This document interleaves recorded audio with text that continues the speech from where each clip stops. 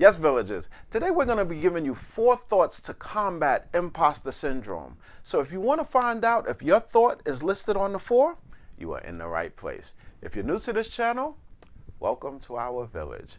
If you're a returning villager, welcome as well. So let's get into it.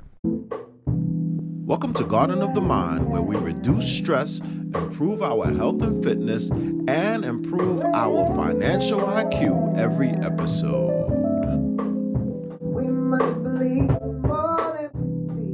Imposter syndrome.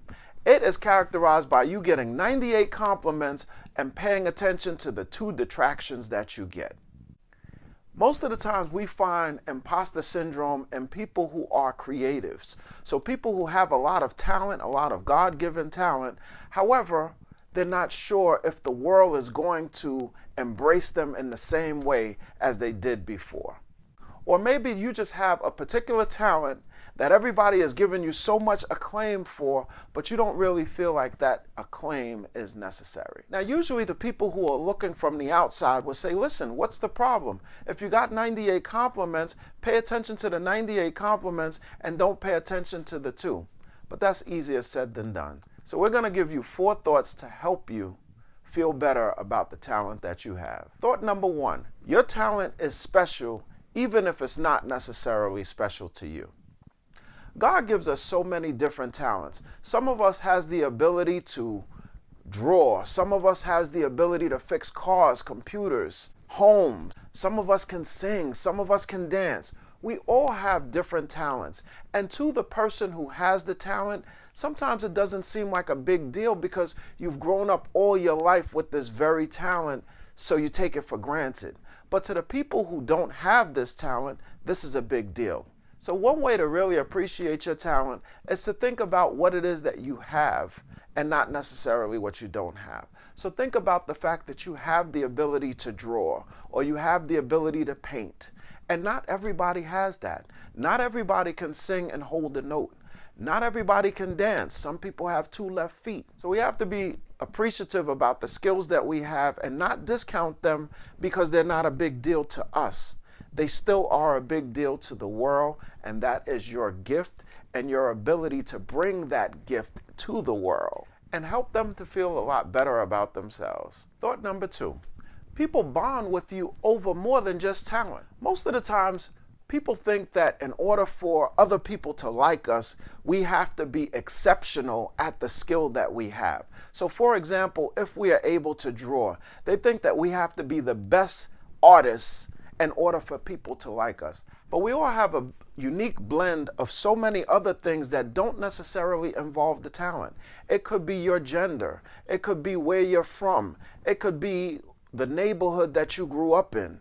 Or they might enjoy a combination of different things. They might enjoy your personality, the talent, the level of energy that you bring to something, or the fact that you remind them of someone in their lives. There are several different factors that make a person bond to you outside of just your talent alone. There's a comedian that I like. He's not the funniest comedian that I've ever seen, but he does represent tenacity and perseverance, and he continues to tell those jokes despite the fact that I don't think they're that funny. But I like the fact that he's stuck in there and he continues to believe in himself, and that's what makes me bond to him. Thought number 3, get out of your own way.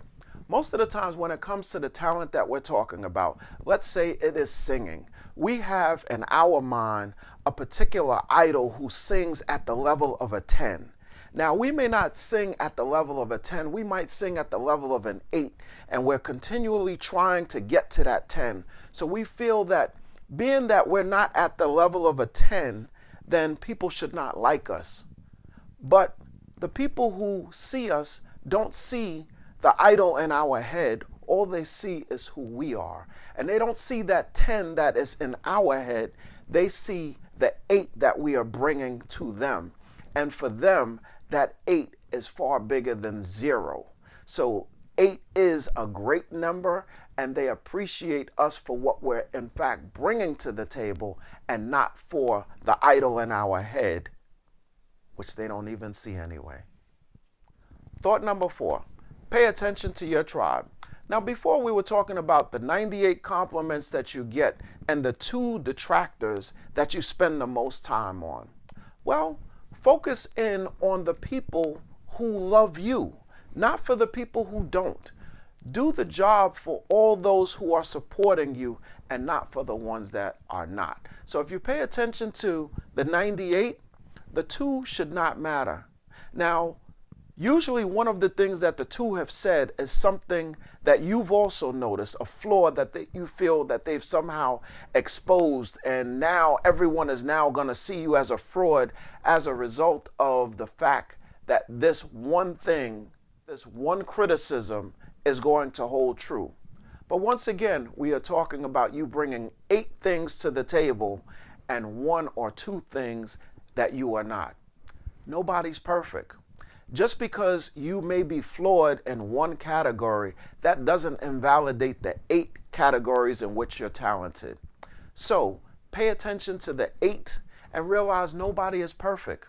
But whatever it is that you are bringing to the table is perfect enough for the people who are coming to see you. Pay attention to them. That's your tribe. Beauty is in the eye of the beholder. How often have we heard that? Just because someone does not consider you to be beautiful doesn't mean that you're not beautiful. What it means is that you're just not their cup of tea. And that's okay. Beauty is in the eye of the beholder. No one has the ability to judge for everybody else in the world. So if they have a criticism, then let that be their criticism. Let that be a criticism of one person or 2 people or whatever. But most of the times, there are a lot more people who are in your corner than you are giving credit for. Pay attention to those people. Don't worry about the people who are not your cup of tea. Whatever point that they make, whether it's valid or invalid, it's not enough to completely invalidate your talent. It's not enough to completely erase everything that you've done because of 1 or 2 flaws.